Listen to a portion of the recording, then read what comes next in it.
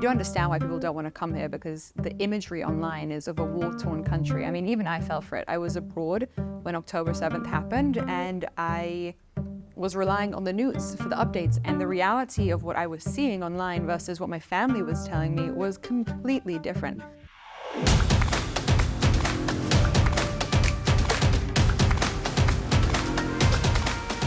This is a Visegrad 24 series about the Israel-Hamas War. Visegrad 24 is back for another interview. This time, Meira Cowland. Welcome. Thank you very much for having me. We are in Tel Aviv 3 months after the October 7th massacre and the ensuing Hamas-Israel war that is taking place right now in Gaza. There are missiles flying around in the Red Sea. There are also various attacks on U.S. military bases in Syria and Iraq. It seems that there is commotion going on across the region. How does it feel to be in the center of this? Because all of a sudden, I can imagine international media is calling, looking for people to talk to. The world's eyes are on Israel right now. How do Israelis feel that yet again there's a new big war here in the region, and people naturally just want to go on with their lives, and instead they're facing this very difficult situation? I don't think there is such a thing anymore as going on with our lives. I think we've had a lot of attacks, we've had a lot of terror, but it's never been anything like this. And I think there has been a turning point in Israeli society. I think that the missiles flying everywhere and everything else that's going on comes to prove what I think a lot of Israelis know, which is that this is not just an Israel conflict, this is an international conflict. And we might be in the eye of the storm, but there's a storm coming and everyone needs to be aware of that. So I think, at least I'm feeling like we need to step up into this position, recognize the threats and the truth that we're up against, and figure out how we can fight back so no one else is impacted the way we were. You have been reporting a lot of the news. You have been saying that previously you basically had your own private Instagram account, but on October 7th you felt that there was a vacuum out there, that in English language the reporting was often not correct. The things that you would read in the New York Times or on BBC probably has received a lot of flack for their coverage of the war, and you felt that there need to be voices coming out of Israel, but in English as well. 100%. What was the mode of thought behind it? Well, I think the first thing that I realized is that if I'm confused by the news, then other people are confused. I think it's become less, I don't want to say it's less relevant now, but the news has gotten better over the last 3 months as we've kind of acclimatized to a totally insane situation. But in the first few weeks, it was mayhem. And I think at the end of the day, the news has an incentive to get us to be anxious and check it again and again and again because they want ratings. And that infuriated me, because I think that at a time of war, news needs to be doing its job to calm people down and reassure them and inform them. It seemed to me the news was just causing panic. And I am vehemently against that. I think news should be empowering and give us information in a way that we can understand it.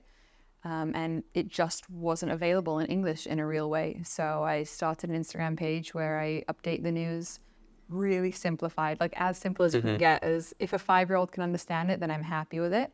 No images, no graphics, nothing complicated, just pure information so you can see what it's like to be an Israeli. And these are short pieces of text on your stories on Instagram, so it's not a wall of text that you read down in the comments. Exactly. So in one way you could almost say it's like Twitter, the old Twitter with 140 characters or 280. Exactly.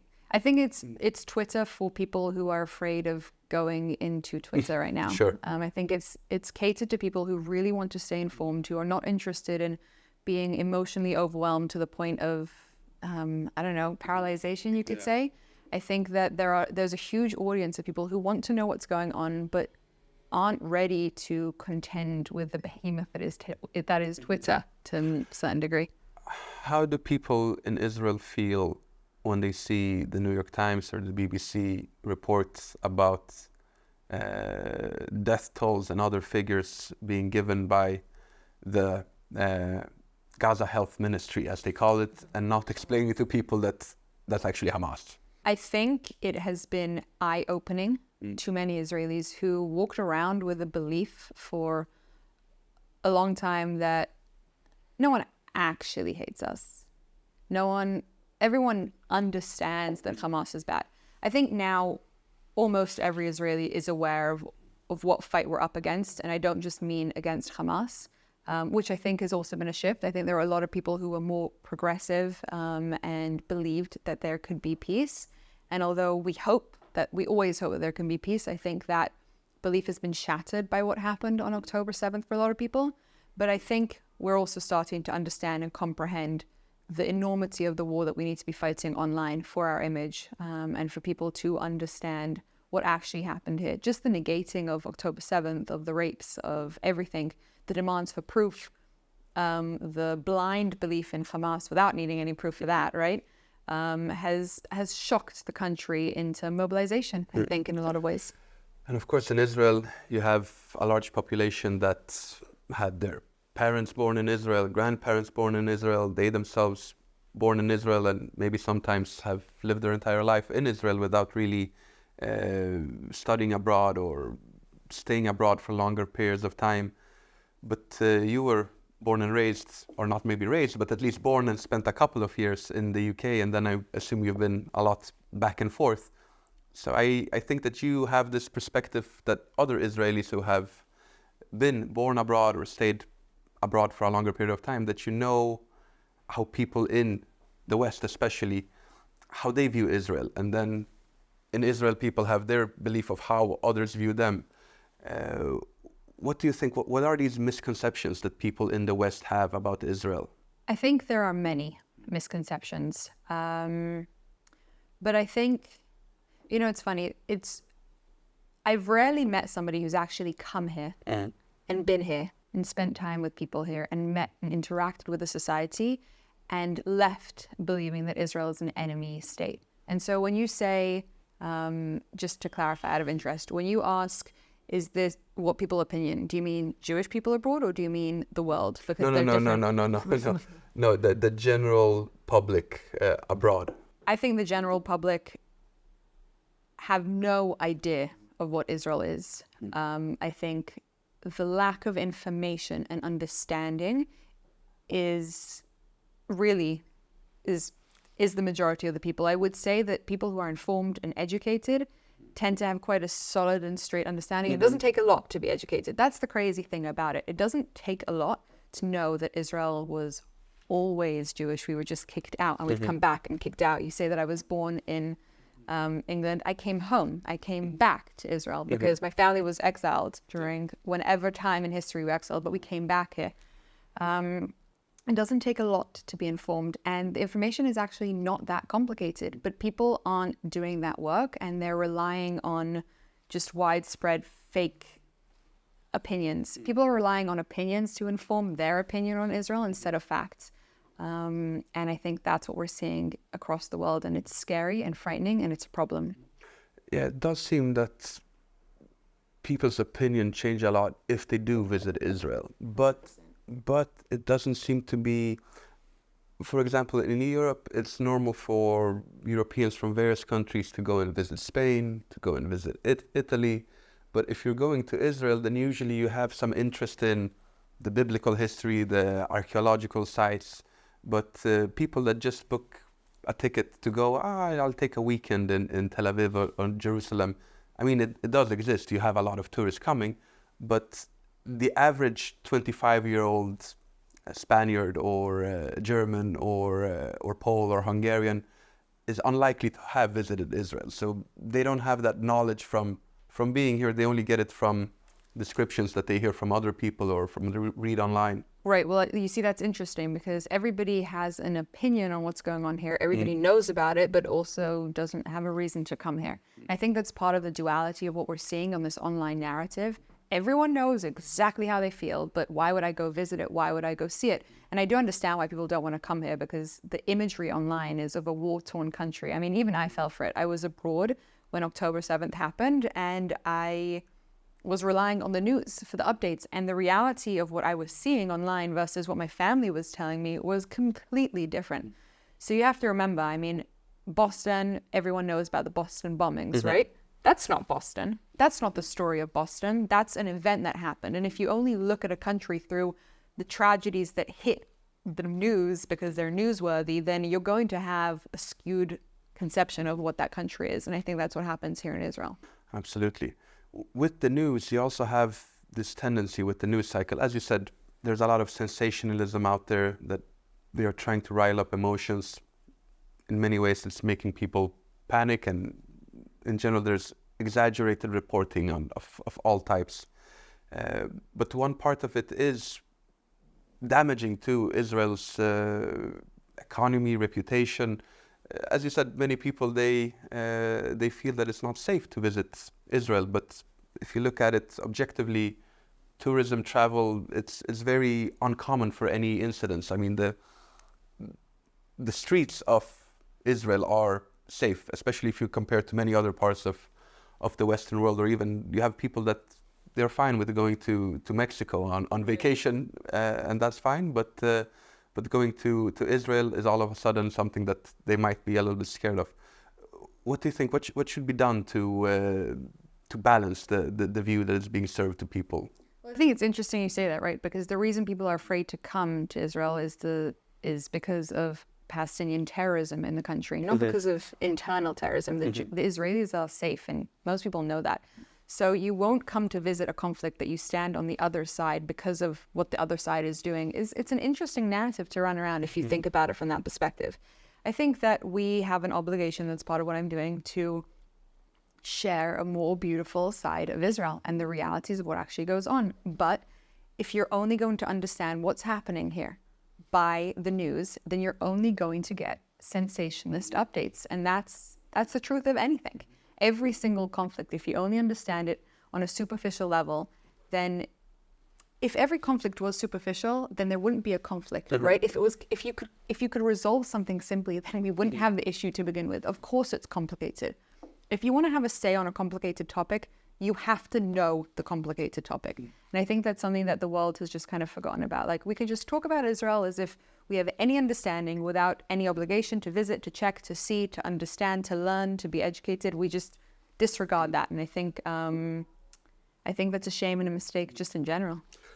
Since you're keeping your finger on the pulse of news, both English language news that are being published abroad and news, of course, that are being produced here in Israel, do you feel that there is some form of mismatch, that there is something that is being reported a lot about or on in Israeli news, but it doesn't really seep through to the international news?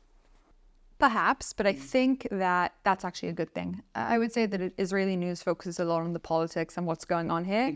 And in many ways, it's a little bit like dirty laundry. Like, these are our things that we have to figure out as a society, which it's really not international information. I mean, all information is public information at the end of the day, but I don't think that Israeli politics right now, the ins and outs and the nuances of society issues that are being reported in Israel really need to be something that needs to be aired on a public stage, you know? And what about the other way around? Is there something that there's a lot of focus on internationally, and then when Israelis hear about it, that, this is what they're writing about in Canada or in the US, this is what they're spending time on? I had no idea that this is something that they are focusing on that much. I think there is a complete and total shock at the trust that the international news world has in Hamas and Gaza and the information. I think every Israeli is very, very clear on the fact that we are fighting against evil. This is not a group of people that we don't like and we kind of just want to conquer them. We gave them that land so that they could live in peace. They completely destroyed that and whatever that is. And then they took the first chance they got to come in and annihilate us in the most extreme manner possible. They did it to leave a mark. They did it to shock us and terrorize us. So I think that Israelis understand that we are really and truthfully fighting against evil. And people might think that's an exaggeration, but it really, really isn't. It's self-proclaimed evil, which is also what's interesting. They're not ashamed of it. They're not hiding it. They've written it in their very public manifestos: death to America, death to Israel, death to Jews. They believe in it. They want it. And so that kind of threat needs to be eliminated. The fact that the Western world is looking at this as if this is kind of an evil war, you know, Goliath Israel almost, against these poor Palestinians who really are really suffering under the Israeli hand, it's shocking. It genuinely is shocking, because the reality on the table is just not that. It really isn't. We didn't have a war with them before, even though the Palestinians want that narrative to be spread out. We didn't. For some reason, they believe that they can chant at the same time, there is only one solution, Intifada revolution, and then the next chant is ceasefire now. Well, I think the entire thing is cognitive dissonance. I really do believe that. I think that if you take a second to actually try and understand the conflict, things become pretty clear. But the people who are chanting those things in the street are not the people who are on the ground. They're not the people who are experiencing what's really going on and who have spent their lives trying to understand this conflict in a real way, because they're peaceful people. That's the crazy thing. Israelis are peaceful. However, there is a time for peace and there is a time to eradicate evil. Every parent knows that if you don't put boundaries in on your child, you will create a monster. Unfortunately, Israel was too soft and created a monster in Gaza. And so now we have to respond to that with strength. And if we don't respond to that with strength, October 7th will become a reoccurring incident, and that the world doesn't talk about. And this is also something you hear quite often, that when you hear Americans saying, for example, that maybe Israel should look at other ways of conducting their offensive that claim less civilian lives. Maybe they should even withdraw without taking all of Gaza. And then you hear people in Israel saying that, listen, we tried your way before. In 2014, we went in, we went out very quickly. But now we're speaking the language of the region. We're not talking to you in Washington. We are talking to Damascus. We are talking to Beirut. We're talking to Amman, to Tehran. Strength in this region is something that is very important. And I think a lot of people in the West, they don't really understand the dynamics here in this region. It's uncomfortable. And I'll tell you something more. I don't think Israel understood the dynamics in this region either. I think that there are two different wars going on. And when we talk about the online war versus the physical war, this is exactly what I mean. The West speaks a language of comfort and of safety and of things being nice and not of things being uncomfortable. And, you know, we have to make sure that we do this and we have to make sure we do that. The Middle East speaks a completely different language. It's a language of the desert. It's the language of brutality and strength and deterrence. You know, they didn't just come in here. They came in here and left us with a warning of what's to come, you know? They didn't just shoot people. They mutilated them and made sure that we would be traumatized by this. Two different languages, and Israel is fighting two different wars. So what you have is Israel's kind of acting as a translator, and I personally think that that's a mistake. It's not a war. The war with the Middle East is not a war that the West can actually comprehend and experience, and we didn't comprehend it either. We only understood it after October 7th. We spent the last few years acting as the West would, deterring, you know, going in every now and then, but kind of really leaving them thinking that they wouldn't actually. But then they did. And then we learned, and now we have to respond with strength. And the West is proving to be a very, very problematic entity in all this. And I think that's an important separation that needs to be made on the online war and on the ground. And when it comes to media, we discussed that media in the West is often biased just because they don't understand these dynamics here. They view it through their own lens. But there are also other media actors that are involved that are regional, but they have a global impact. A good example, of course, is Al Jazeera, which is broadcasting in almost all continents and all countries of the world. And many people in the West, they take Al Jazeera as any other, as France 24 or BBC or any other. But it is a state media of a Wahhabi state that where Hamas is based, practically. How do you feel when you see that Westerners, they're sharing these Al Jazeera clips, and Al Jazeera has for years been pro-Hamas? Again, I think it's a total misunderstanding. I think it's a very naive perspective. It's the perspective of, but they wouldn't really, And since they wouldn't really, then Israel must be in the wrong because I can't actually wrap my head around it. You know, that's what's happening at the moment with denying the rape allegations. That's never happened before. But this is such an intense level of rape that people don't want to wrap their heads around it. So they'd rather say, oh, they must be lying, they must be exaggerating, burning babies. No, show me proof. When someone says to you, show me proof, it means I am not emotionally capable of dealing with this. I just don't want to. It doesn't matter what proof you present to me. I will disregard it and come up with another excuse. Yeah, a lot of it is so outlandish. Another example was when we had that very temporary ceasefire and there was this exchange. I mean, again, here we bash the media. In the New York Times, they were writing about that Palestinian hostages held by Israel were released in exchange for Israeli hostages held by Hamas. But we had those pictures of that, of course, Hamas, they recorded themselves that they were saying, we remember Mia Shem saying that the food is good, we were treated well, everything was well. And then you had people online saying, but she said something different earlier, and now she's saying something different in Israeli TV. She must be lying. She must had been briefed by the Israeli authorities. She was honest then. We saw them shaking hands with Hamas, giving high fives. The people who take this position, I mean, it doesn't seem rational in any way. That there must be some form of that they are making up stories to make them stick to their own team, so to say. 100%. I think, you know, I often think about this from a psychological perspective, the same as an abusive husband or boyfriend. Why does a woman stay with somebody who's abusive? Because the idea of anything else is scarier than the known. I think right now the West, and specifically America, doesn't want to deal with the fact that Iran wants to come for them as well. They just don't want to. They would rather look at the abusive husband, boyfriend, you know, which is what I would consider Hamas, and believe them.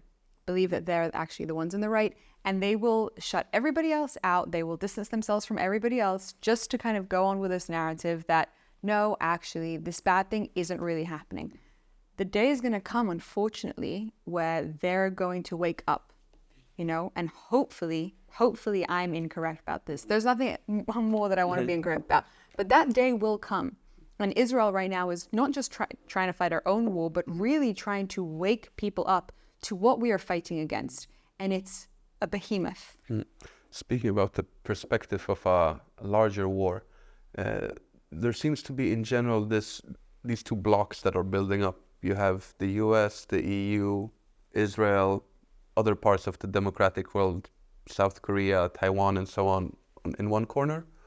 And in the second, you have China, Russia, their great ally, Iran. And through Iran, you have Hezbollah, Hamas, the Houthis, and various other Iranian proxy groups that are now, especially in Iraq and other places, firing rockets at American bases.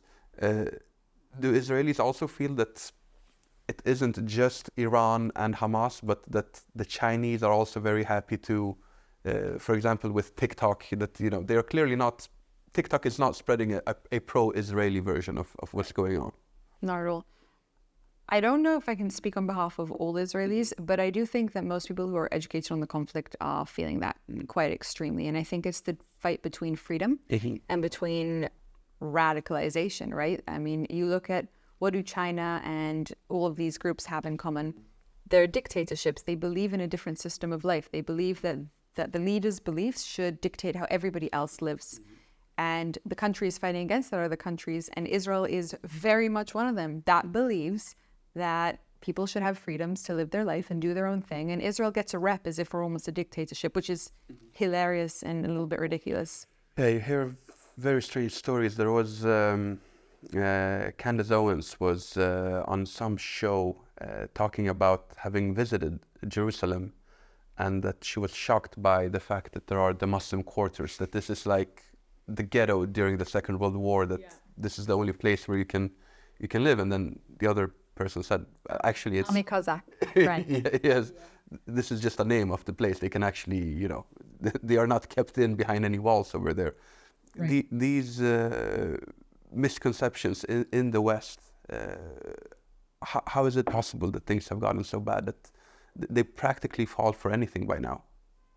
Well, I think what you're seeing is you're seeing a symptom of what's been a very long illness, which I don't want to call it wokeness, but what you're talking about is social media impacting people to the point where they all live in their echo chambers. I call it the narcissistic mind. I think everybody is an intellectual narcissist nowadays. A narcissist, we define that as somebody who has no ability to see anybody but themselves, right? So we've created a society in which we live in these echo chambers and we only think and believe that our opinions are the only truth out there, and anything else not only does it make me feel uncomfortable, but it's also dangerous. It's evil. And when you create a society that believes that, of course we're going to see it now in the conflict, right? Of course we're going to see that here. You're going to get to the point where people are so in their echo chambers that they're going to be believing things like Osama bin Laden is somebody that we should celebrate. Really believing that. We haven't taught people to think critically, to be able to analyze stuff. That's something that our academia is repulsive at. I was in university and I was shocked. I was shocked at how they never wanted me to think about anything. They just wanted me to report what they had already thought. And that doesn't build healthy minds. That doesn't build healthy people. It doesn't build people who can think for themselves. I don't think people are thinking for themselves. Candace Owens specifically was a little bit of a shocker because she tends to be so educated. But even if you're educated, you can be educated by one side. I promise you, had Candace Owens walked around with somebody like me or any of my friends and seen what was happening in the Old City through the lens of somebody who really lives here, I don't know who took her around. It's shocking in and of itself, but she would have understood that this is, a special place for the Muslims, not a prison, and a special place for the Jewish people, and a special place for the Armenians and the Christians, because this is a place that we give to everyone. Had that narrative been shared with her, I think she'd have a different perspective. But I think, again, we are late on the narrative war. Israel is late on the narrative war, and it's a shame, and it's a mistake, and we're trying to catch up, but we've got a lot of work to do. And speaking about your university studies, where did you study at university? Hadassah College. But here in Israel. How do Israeli universities compare to those in the West? Is there also this tilt to the left? Did people in universities before October 7th, those who claim that maybe we should build a slightly higher wall towards Gaza, maybe we should have more military station in the vicinity over there, would they have been viewed as some kind of war hawks that are, that's basically being portrayed as not good people? I wouldn't go that far. I think something that's really important to understand, that the Israel left and America's left is very, very different. We politically vote on completely different topics, right? America focuses mainly on things like economy, etc. Most Israelis can't even give you, economy is not one of our top topics. It's only during COVID did it start to become something that we talked about. Israel, social issues, things like religion are really important, and of course security. Who can keep us the most secure? That's how we vote. So when you talk about left versus right, you have a very, very different demographic. You're not talking woke versus guns, right? You're talking people here in Israel don't really understand the whole gun thing. It's like, yeah, you have a gun and you don't use it for shootings, you use it for security. Okay, next, right? It's not a topic of conflict, not really. So I think you have a different left and right here. So it's a hard question to answer from that perspective. But I would say that, yes, academia leans to the left. I have some stories. I don't know if I'll share them, but some really shocking stories of people teaching us things. Okay, now you got me too curious. If you can share, please. So we had one class. I studied politics. Okay, we had one class on economics. One. This is how they said it to us. They said, would anybody in this room like to own a house one day? Everybody obviously raised their hands. Does anybody think that's actually possible for them? Most of the people kept their hands down because it's pretty hard to do. So then the teacher said, do you know that a lot of people in the country own 2 or 3 homes? Do you think that's fair? And obviously everyone was like, no, that's not fair. She's like, well, that's what the economy is like nowadays. That's what capitalism is. Some people can have houses and you can't.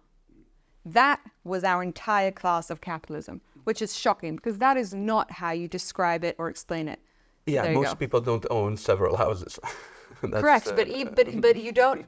capitalism should not be described in No. terms of fairness. And I think that's an important thing to talk about. Life is not about being fair. It's not. Life isn't fair. We all know that. I don't know why we even use that terminology when it comes to things as simple as math.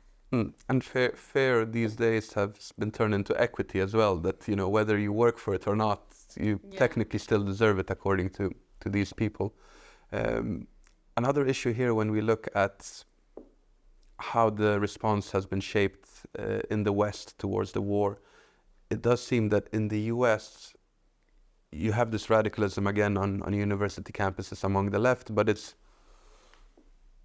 for different various ideological reasons, while in Europe, immigration into Europe seems to play a larger role, because in the US you don't have a lot of immigration from North Africa and the Middle East, but in places such as the UK, Germany, the Netherlands, France, you have now significant minorities that are from these regions, and all over the board for decades now, it has been that the social democratic parties, Labour in the case of the UK, they have been attracting that vote.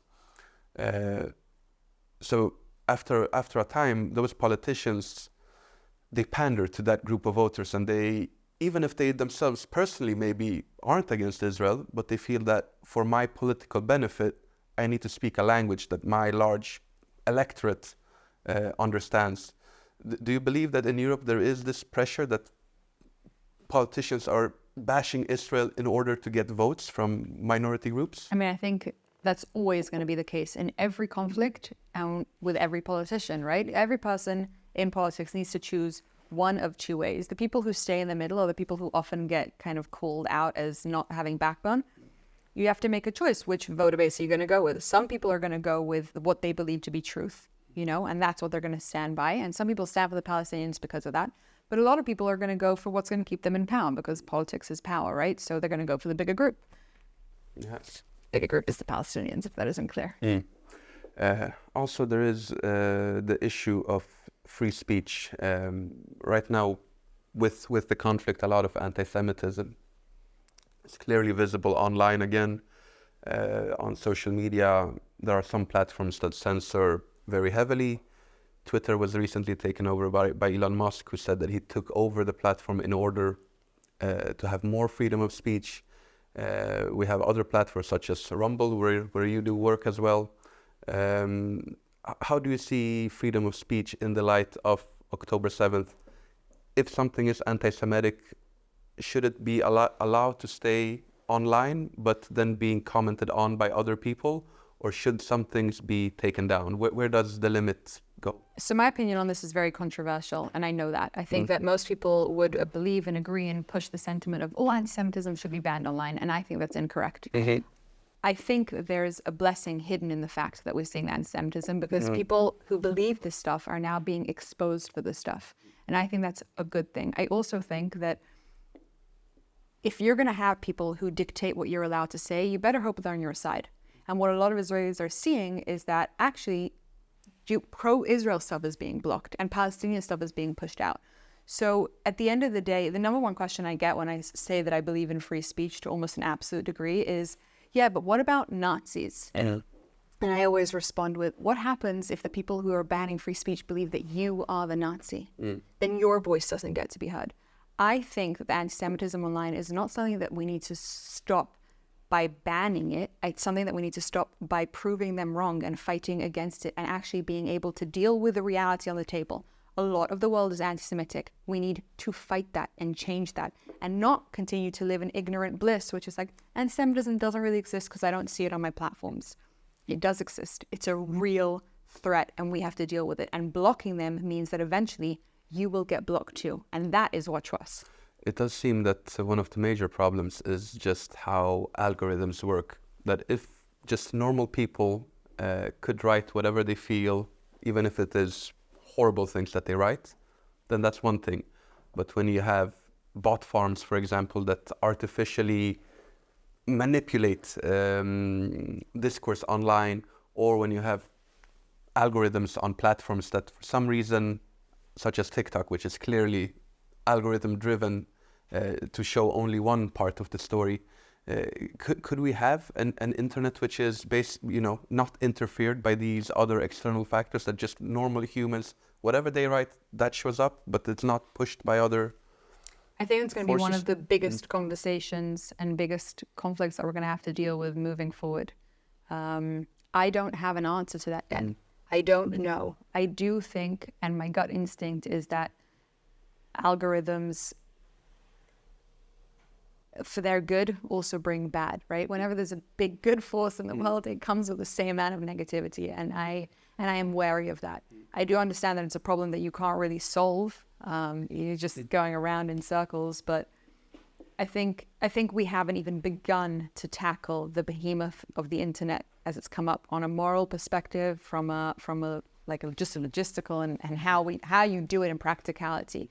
How can people's voices be shown if there's no algorithms to push them out, right? So this is a really, really big thing, and I think it's one of the things that the world needs to be tackling. A final question: if you would have one thing to say to an international audience about what is going on here in Israel now after October 7th, what would that be? I think that the conflict is actually not as complicated as people make it out to be. I think the reality is simple, but the reality is uncomfortable. People don't want to deal with what we are dealing with in Israel.